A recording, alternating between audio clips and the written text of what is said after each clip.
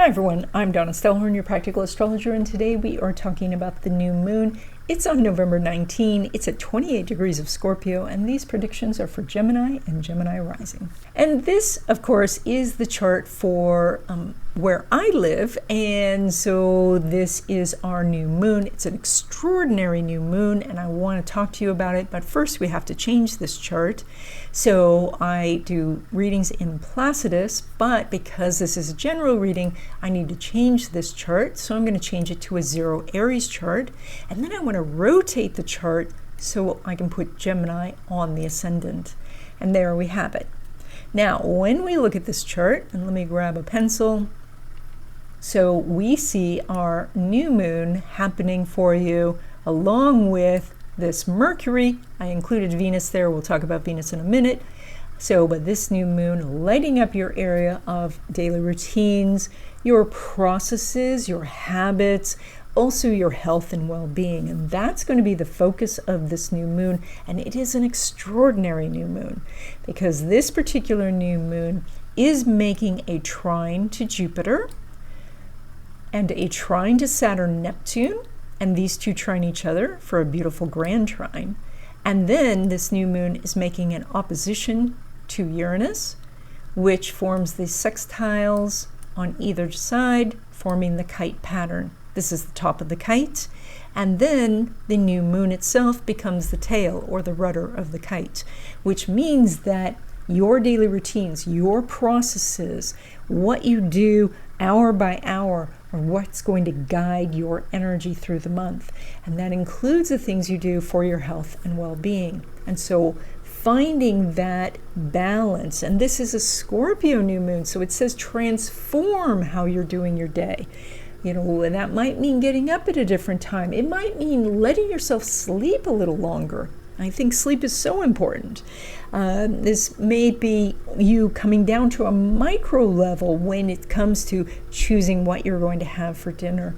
This could be that you are squeezing in little tiny doses of exercise to get your full workout in.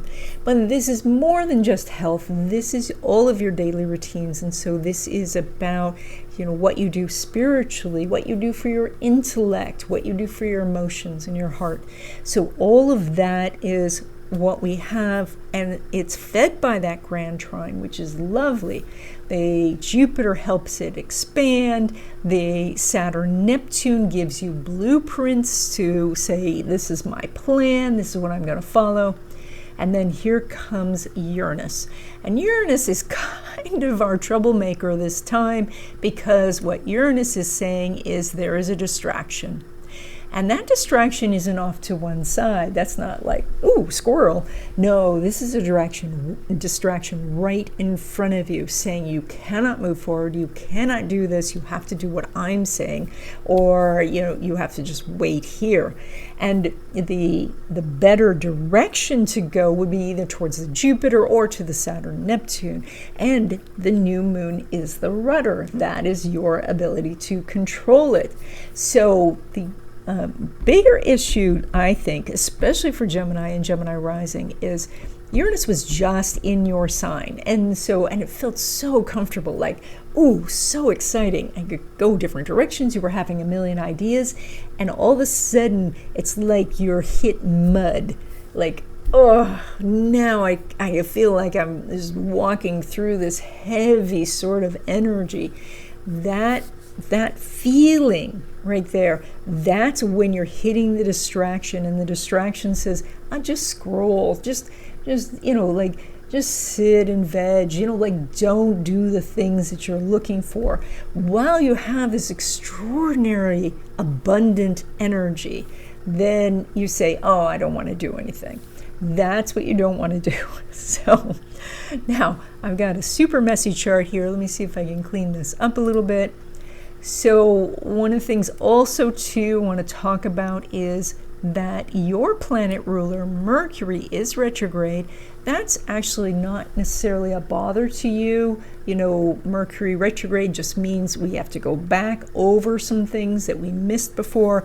You know, kind of picture a guy running forward and a couple of papers that he was holding, you know, fly out of his hands. He's got to run back and grab those papers and move forward again.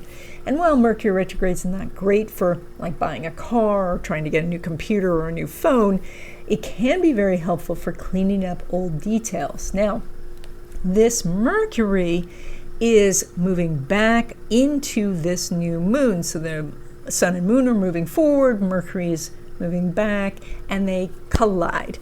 And in that collision, the sun energizes the Mercury, giving you lots of ideas and different directions to go. And being in Scorpio, it's so investigative. You can find out the truth about things. You can uncover things.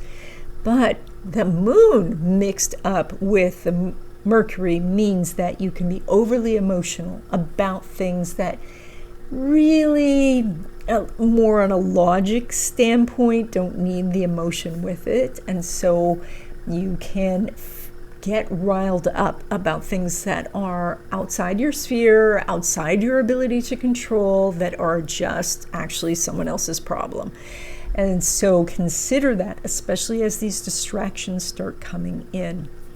Now, another thing I want to point out about this extremely interesting chart is that the Venus here and the Mars make hardly any aspects. They do talk to each other. They're making a little semi-sextile. But other than that, they're making very few aspects and no real good ones.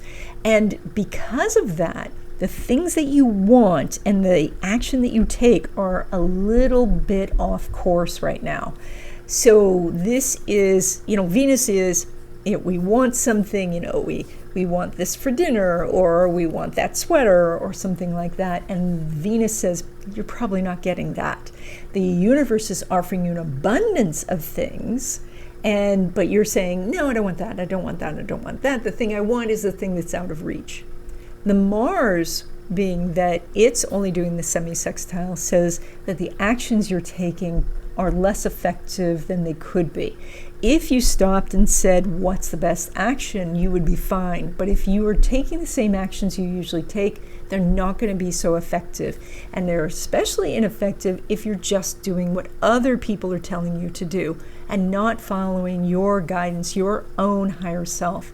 So this Mars in your 7th house says you don't necessarily are going to get very far if you're just following other people's information or suggestions. Now, when it comes to love relationships, specifically new love, of course, we'd be very interested. Oh, I got a giant pen.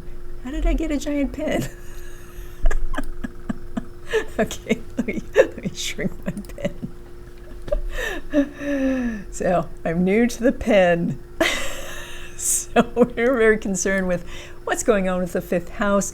That is ruled by this Venus, and of course, we want to know if Venus is talking to Mercury. They're not having this real strong conversation. They are in the same sign. However, that does help. That means that you could meet someone, but you're in a situation where you weren't necessarily looking for love at that moment. And so it may not occur to one or both of you that, wow, this is a match.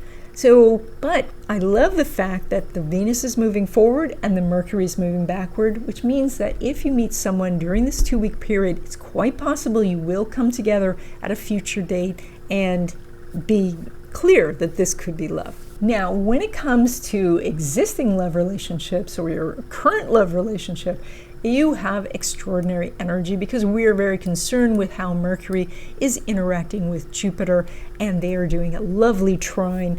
This means that you guys can come together, especially with 6th house activities. That is everything from doing the laundry and the dishes to how you are moving forward on your budget and how you're planning your vacation and things like that. You guys are in harmony right now. This is a really good time to really, come together and do planning and, do fun yet mundane activities together. It's very good for that. All kinds of money sort of activities together are very good. Now, speaking of money, of course, we are looking at your second house. Jupiter is still there until next June. This does give you some opportunities, but every once in a while, of course, it lines up as perfectly as it does this month to give you more money ideas and just generally good opportunities. Of course, it's making a connection with this new moon, and the moon is very important when it comes to your money.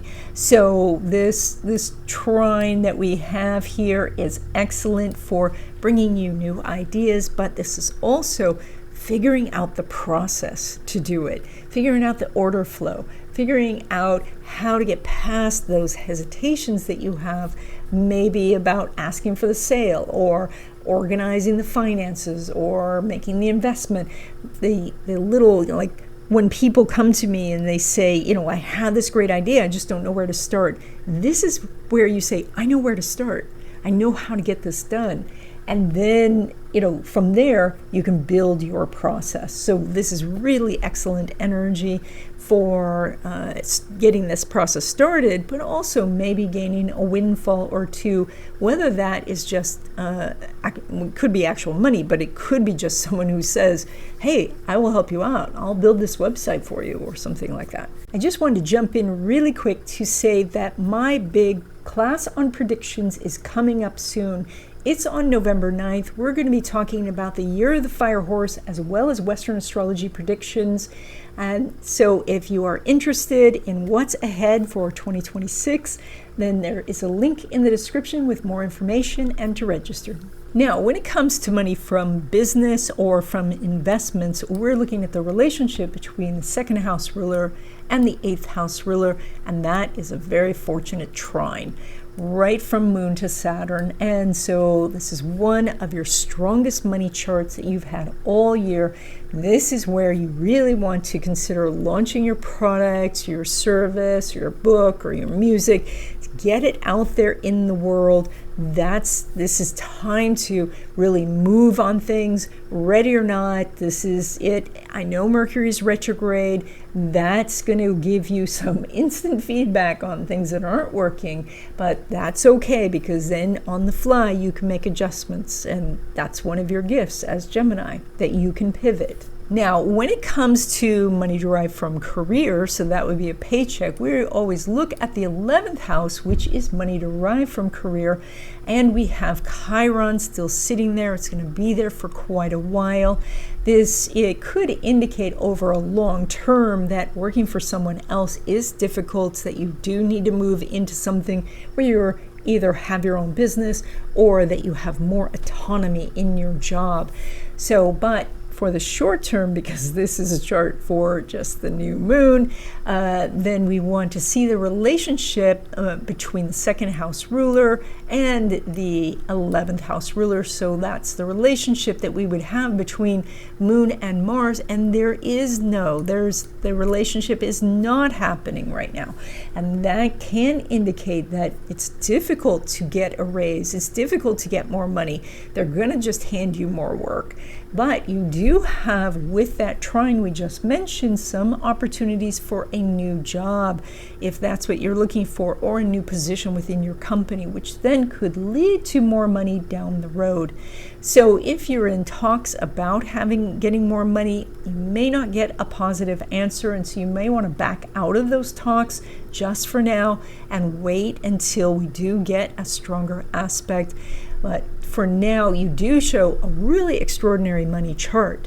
But it's likely that the money is coming, or the resources are coming from some other source than your regular 9 to 5. With an astrology reading, you get more information about who you are, your talents and abilities. You get to see what obstacles are ahead, and you can get a game plan for how to get past those obstacles and find success. So if you're interested in having a reading, there's a link in the description.